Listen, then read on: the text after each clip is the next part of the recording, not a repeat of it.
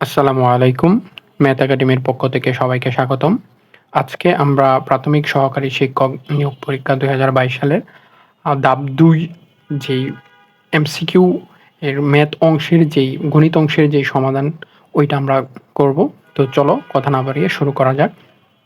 তো প্রথম যে এমসিকিউটা ছিল সেটা হচ্ছে যে একটি ৫০ মিটার লম্বা একটি খাড়া দেয়ালের সাথে হেলান দিয়ে রাখা হয়েছে। মইয়ের এক প্রান্ত মাটি থেকে ৪০ মিটার উচ্চতায় দেয়ালকে স্পর্শ করে। মইয়ের অপর প্রান্ত হতে দেয়ালের দূরত্ব কত সেটা আমাকে বের করতে বলছে। তাহলে আমাকে একটু এখানে প্রথমে যেটা বুঝবো সেটা হচ্ছে যে একটা দেয়াল আছে। তো এই দেয়ালের এটা হচ্ছে মনে করো ভূমি আর এটা হচ্ছে দেয়াল। তো এই দেয়াল দেয়ালের উচ্চতা আমি ধরে নিলাম যে ৪০ মিটার। দেয়ালের উচ্চতা এখানে বলে দিছে যে মইয়ের এক প্রান্ত মাটি থেকে ৪০ মিটার। তাহলে আমি ধরে নিলাম যে এই দেয়ালের উচ্চতাটা হচ্ছে ৪০। তাহলে এই দেয়ালের উচ্চতাটা যদি ৪০ হয়, এই ৪০ মিটার উচ্চতায় একটা ৫০ মিটার মই, তাহলে মইটা অবশ্যই এটা সোজা থাকবে না, এটা অবশ্যই মইটা এরকম থাকবে। তাহলে মইয়ের দৈর্ঘ্যটা হচ্ছে ৫০ মিটার। এখন আমাকে বের করতে বলছে এই দেয়াল দেইখা এই যে মইয়ের যে অপর প্রান্তটা আছে, এই অপর প্রান্তটার দূরত্ব কতটুকু এটা আমাকে বের করতে বলছে। তাহলে আমি এই অংশটা আমি বের করব। তাহলে দেখো অবশ্যই যেহেতু দেয়াল তার মানে একটা এখানে এখানে একটা সমকোণ উৎপন্ন করবে যেহেতু, তাহলে এটা একটা সমকোণী ত্রিভুজ। তাহলে আমরা জানি এটা যদি এ, এটা বি আর এটা যদি সি হয়, তাহলে সমকোণী ত্রিভুজ অনুসারে আমরা যদি এটা বের করতে চাই, তাহলে দেখো এটা লম্ব, এটা অতিভুজ, এটা সমকোণ হইলে এটা সমকোণের বিপরীত বাহু হচ্ছে অতিভুজ। তাহলে এটা অতিভুজ, এটা হয় লম্ব, এটা ভূমি। ঠিক আছে? তাহলে আমরা সমকোণী ত্রিভুজ অনুসারে জানি যে অতিভুজ স্কয়ার মানে হচ্ছে এসি স্কয়ার সমান হচ্ছে লম্ব স্কয়ার প্লাস হচ্ছে ভূমি স্কয়ার। তো আমাদের এই বিসি এর মানটা বের করতে হবে। তাহলে বিসি স্কয়ার সমান হচ্ছে এসি স্কয়ার মাইনাস হচ্ছে এবি স্কয়ার। তাহলে এখানে দেখো তো বিসি স্কয়ার সমান হচ্ছে এসি এর মানটা কত দেয়া আছে? এসি এর মানটা দেয়া আছে হচ্ছে ৫০ হোল স্কয়ার আর এবি এর মানটা দেয়া আছে হচ্ছে ৪০ হোল স্কয়ার। তাহলে দেখো তো এখানে বিসি সমান কত হবে? বিসি স্কয়ার এটা হচ্ছে ২৫০০ আর এটা হচ্ছে ১৬০০। তাহলে এই দুটাকে যদি আমি বিয়োগ করি তাহলে হবে ১৬০০। আর না, এখানে এখানে একটু আমরা ভুল করছি বিয়োগ করার ক্ষেত্রে। এখানে বিয়োগটা হবে 9। তাহলে 9 তার মানে এখানে হবে হচ্ছে ৩০ মানে 30। এখানে কত হবে? 30। এখানে 30, তাহলে এখানে ৩০ হচ্ছে তার রেজাল্ট। ২ নাম্বার যেই এমসিকিউ সেটা হচ্ছে আমরা যদি একটু দেখি সেটা হচ্ছে যে ২ অঙ্ক বিশিষ্ট একটি সংখ্যার অঙ্কদ্বয় স্থান পরিবর্তন করলে সংখ্যাটি পূর্বাপেক্ষা 63 বৃদ্ধি পায়। সংখ্যাটির অঙ্কদ্বয়ের পার্থক্য কত এটা আমাকে বের করতে বলছে। তাহলে এখানে আমি যদি দেখি যে একটা সংখ্যা যদি হয়, তাহলে এখানে অবশ্যই ২ অঙ্ক বিশিষ্ট একটা সংখ্যা। তাহলে একটা একক স্থানীয় অঙ্ক থাকবে আর একটা হচ্ছে দশক স্থানীয় অঙ্ক থাকবে। আমি ধরে নিলাম যে একক স্থানীয় অঙ্ক যেটা সেটা হচ্ছে x আর দশক স্থানীয় অঙ্ক যেটা সেটা হচ্ছে কত? y। এটা ধরে নিলাম। তাহলে এখানে দেখো তো সংখ্যাটি কত হবে? সংখ্যাটি হবে হচ্ছে যে দশক স্থানীয় অঙ্ক, তাহলে 10y প্লাস হচ্ছে x, এটা হচ্ছে তার সংখ্যা। এখন আমাকে এখানে যেটা বলছে দেখো যে সংখ্যাটি যদি স্থান পরিবর্তন করে, তার মানে কি অঙ্কদ্বয় যদি স্থান পরিবর্তন করে, স্থান পরিবর্তন মানে কি যে একক স্থানীয় অঙ্কের জায়গায় দশক স্থানীয় অঙ্ক চলে আসবে, দশক স্থানীয় অঙ্কের জায়গায় একক স্থানীয় অঙ্ক চলে আসবে। তাহলে শর্ত মতে যে অঙ্কদ্বয় যখন স্থান পরিবর্তন করবে তখন পরিবর্তন করলে সংখ্যাটি পূর্বাপেক্ষা 63 বৃদ্ধি পাবে। তাহলে স্থান পরিবর্তন করা মানে কি x এর জায়গায় y চলে আসবে আর y এর জায়গায় কি x এর জায়গায় y এর জায়গায় x চলে যাবে। তাহলে পূর্বে যে সংখ্যাটা ছিল এই সংখ্যার থেকে কত 63 বৃদ্ধি পাবে। 63 বৃদ্ধি পাবে। এখান থেকে আমাকে বের করতে বলছে যে অঙ্কদ্বয়ের পার্থক্য। তার মানে অঙ্কদ্বয়ের পার্থক্য মানে কি যে দশক স্থানীয় মানে y মাইনাস x, যেহেতু দশক স্থানীয় অঙ্ক বা x মাইনাস y যেটাই বলো, x মাইনাস y যেটাই বলো একটা বললেই হলো। তাহলে এখানে দেখো তো আমি যদি পার্থক্যটা বের করি তাহলে কত আসতেছে? এখানে এটা যদি এই পাশে নিয়ে আসো তাহলে 9x আর এটার যদি এই পাশে নিয়ে আসো তাহলে হবে 9y আর এখানে হচ্ছে 63। তাহলে 9 দ্বারা যদি আমি ভাগ করে দেই x minus y equal to 7, তাহলে অঙ্ক দ্বয়ের পার্থক্য কত আসতেছে? 7। অঙ্ক দ্বয়ের পার্থক্য কত? 7। তো এটা আমরা দেখলাম। ৩ নাম্বার যেই এমসিকিউটা আছে সেটা হচ্ছে যে ৯ কোটি সমান কত?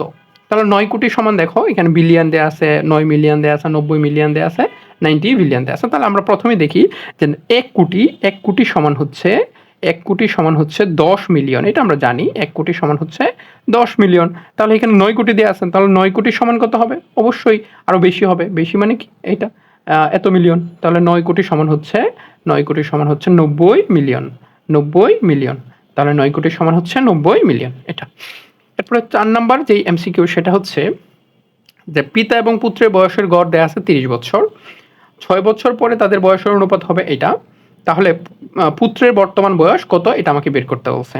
তাহলে পিতা আর পুত্রের বয়সের গড় দেয়া আছে কত? 30 মানে 30 যেটা। 6 বছর পর তাদের বয়সের অনুপাত হবে এটা। 6 বছর পরে তাদের বয়সের অনুপাত কত হবে? এটা। তাহলে আমি যদি বর্তমানে ধরে নিই যে বর্তমান বয়স, বর্তমান পিতার বয়স x এবং পিতার বয়স x এবং পুত্রের বয়স আমি যদি ধরে নিই যে পুত্রের বয়স y, তাহলে দেখো এই দুইজনের বয়সের গড়, এই দুইজনের বয়সের গড়, তাহলে x plus Y by two equal to কত? এখানে আসছে 30। আচ্ছা, তাহলে 6 বছর পর আরেকটা আসবে, সেটা হচ্ছে যে 6 বছর পর, তাহলে 6 বছর পরে তাদের বয়সের অনুপাত এত হবে। তাহলে 6 বছর পরে হচ্ছে 6x অনুপাত y প্লাস 6 ইকুয়াল টু কত হবে? 5:1। ঠিক আছে?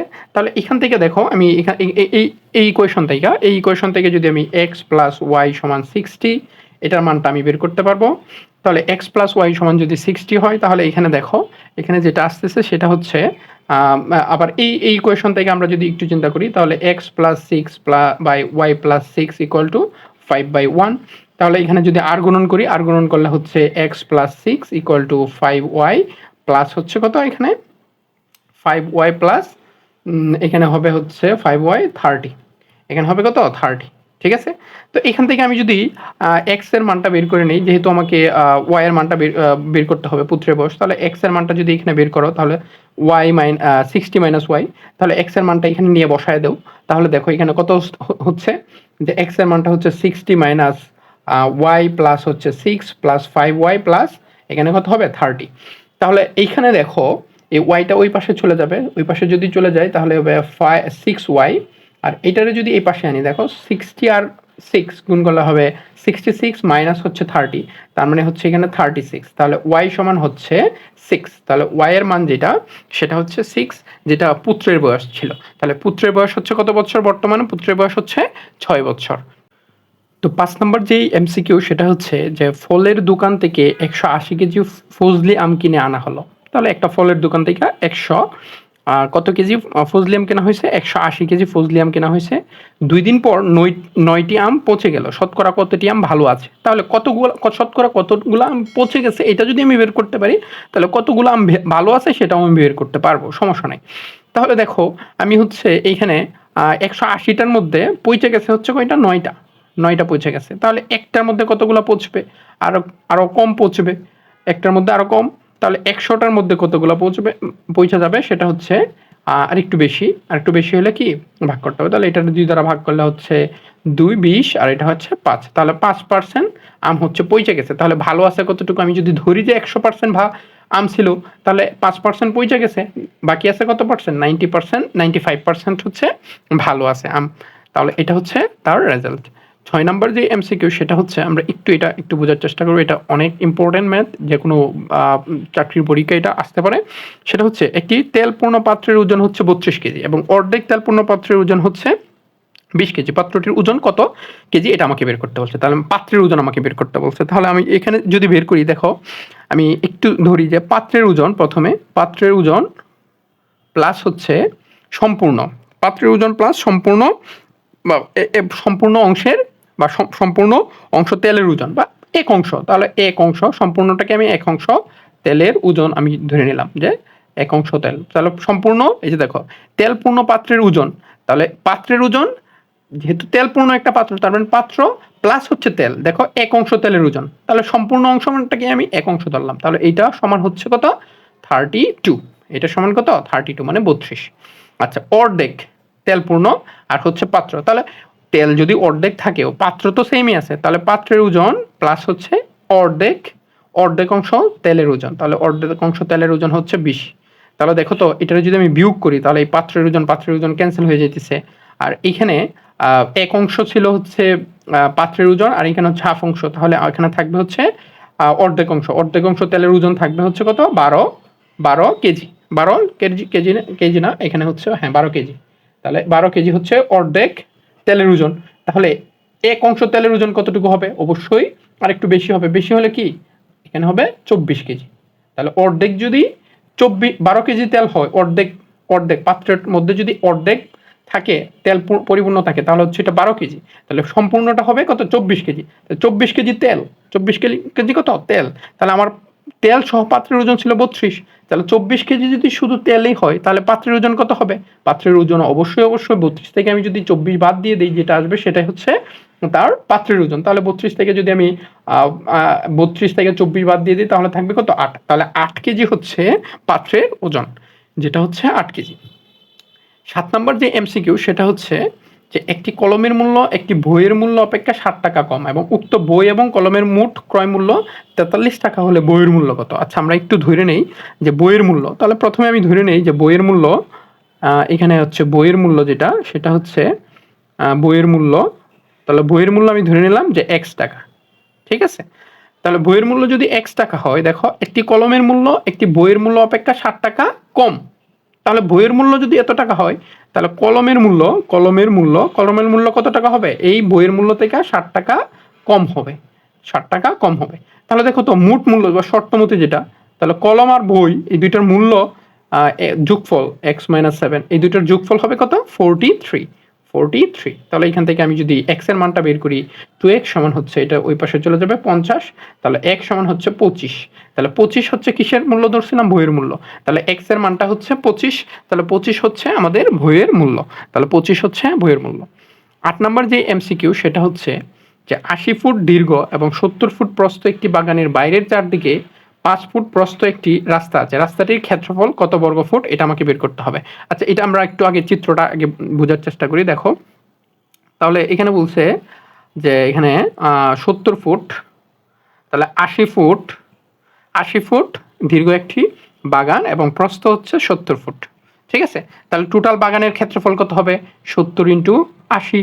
তাহলে বাগানের ক্ষেত্রফল যেটা 70 ইন্টু 80, সেটা হচ্ছে 5600 বর্গ ফুট, যেটা বাগানের টোটাল বাগানের ক্ষেত্রফল। আচ্ছা, এরপরে দেখো বাগানের চারপাশে 5 ফুট প্রস্থ একটি রাস্তা আছে। তাহলে বাগানের চারপাশে 5 ফুট প্রস্থ একটা কি আছে, রাস্তা আছে।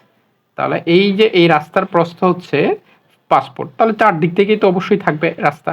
তাহলে এই রাস্তার প্রস্থ হচ্ছে কত, 5 ফুট। তাহলে এই রাস্তার প্রস্থ যদি 5 ফুট হয়, তাহলে আমাকে বের করতে বলছে রাস্তার ক্ষেত্রফল কত। তাহলে আমি টোটাল বাগান থেকে আমি যদি এই যে এই অংশটুকু বাদ দিয়ে দিতে পারি, এই অংশটুকুর ক্ষেত্রফল যদি আমি বের করতে পারি, তাহলে কিন্তু এই টোটাল বাগান থেকে এই অংশটুকু বাদ দিয়ে দিলে রাস্তার ক্ষেত্রফলটা পাওয়া যাব। তাহলে আমাকে এই অংশটুকু বের করতে হলে আমাকে এই অংশটুকুর দৈর্ঘ্য আর প্রস্থ বের করতে হবে। তাহলে দেখো তো, এখানে এই টোটাল বাগানের দৈর্ঘ্য ছিল 80, আমি যদি এই অংশটুকুর দৈর্ঘ্য বের করতে পারি তাহলেই হলো। তাহলে এই অংশটুকুর দৈর্ঘ্য বের করতে হলে আমাকে এই অংশটুকু বাদ দিতে হবে আর এই অংশটুকু বাদ দিতে হবে। তাহলে এইখানে এইটুকুর দৈর্ঘ্য হচ্ছে 5 আর এইটুকুও 5। তাহলে এই দুই পাশ থেকে যদি আমি 10 বাদ দিয়ে দিই, তাহলেই তো আমার এই অংশটুকু হয়ে যাবে। তাহলে এই অংশটুকুর দৈর্ঘ্য কত, 70। ঠিক সেমভাবে এই প্রস্থ বরাবরও তো আমাকে এই পাশে অংশটুকু বাদ দিতে হবে, এই অংশটুকু বাদ দিতে হবে। তাহলে এই অংশটুকু বাদ দিলে থাকবে কত, 60। তাহলে রাস্তা বাদে বাগানের ক্ষেত্রফল,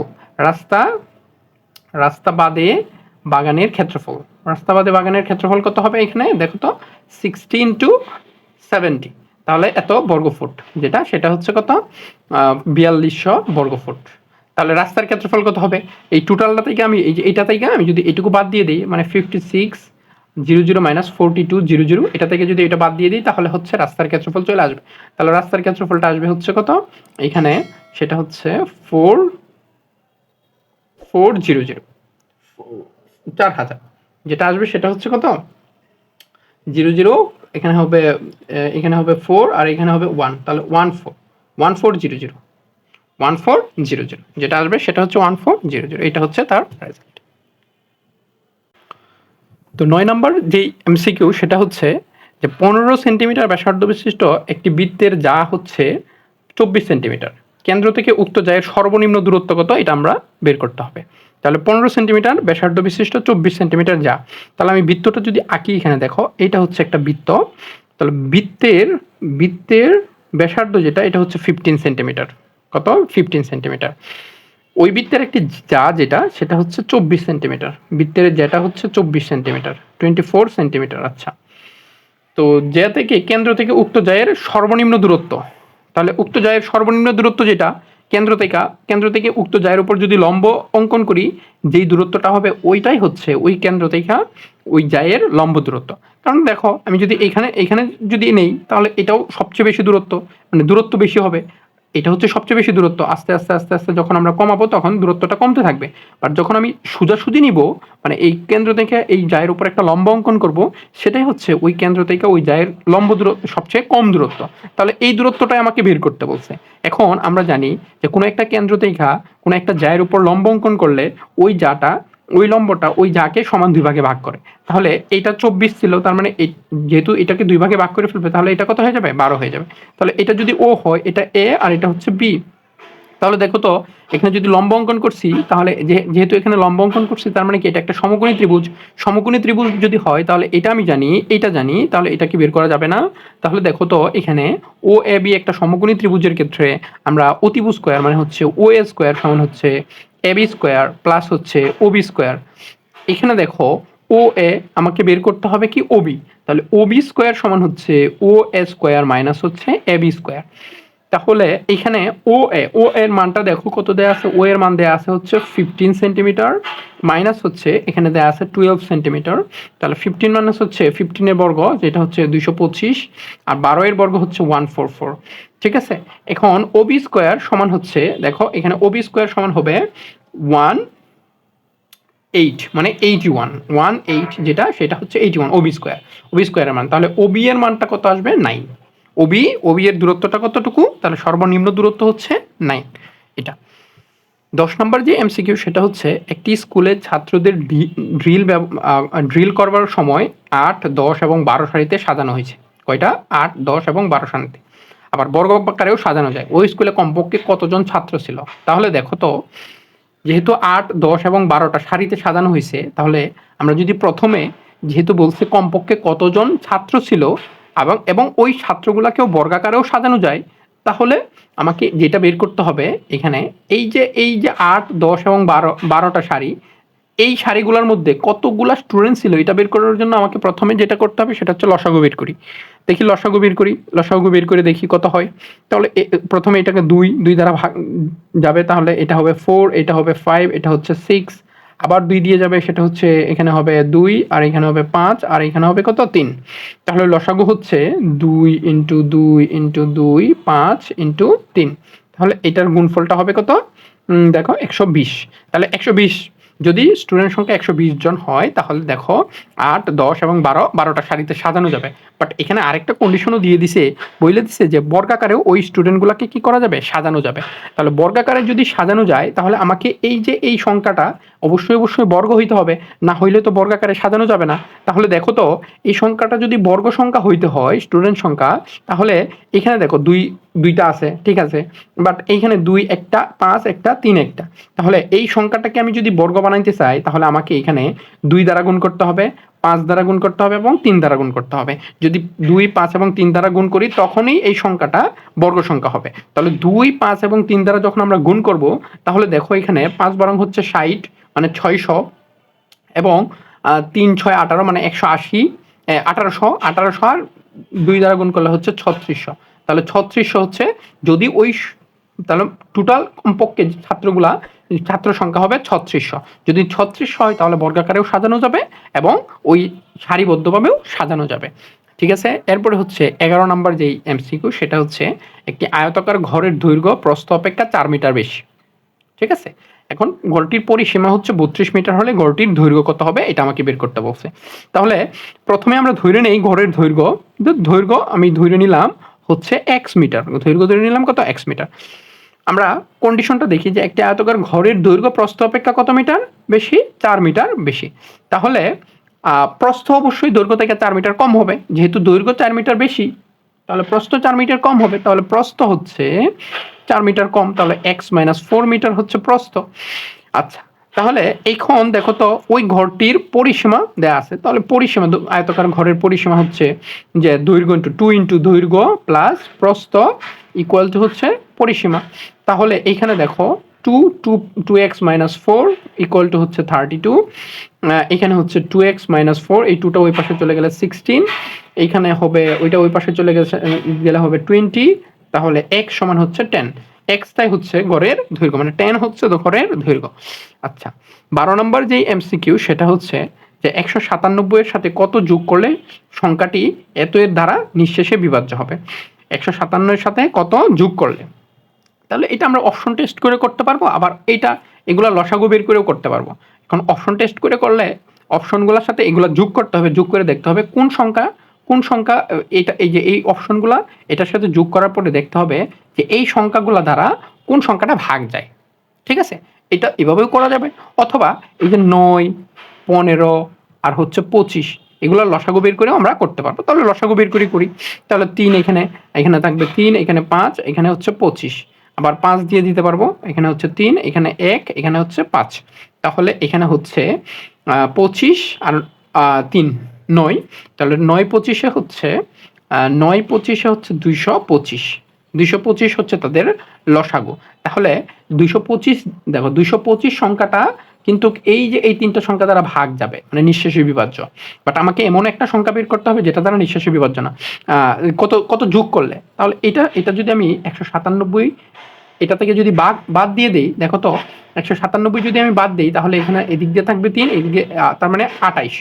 তাহলে এই যে 28, 197 এর সাথে যদি আমি 28 যোগ করি হচ্ছে আমার কত 125, 225। তাহলে 225 কিন্তু এই তিনটা সংখ্যা দ্বারা বিভাজ্য, নিঃশেষ বিভাজ্য। তাহলে আমাকে বলছিল 197 এর সাথে কত যোগ করতে হবে, 197 এর সাথে যদি আমি 28 যোগ করি তখনই কিন্তু 9, 15 এবং 25 দ্বারা নিঃশেষে ভাগ হবে, মানে ভাগ যাবে।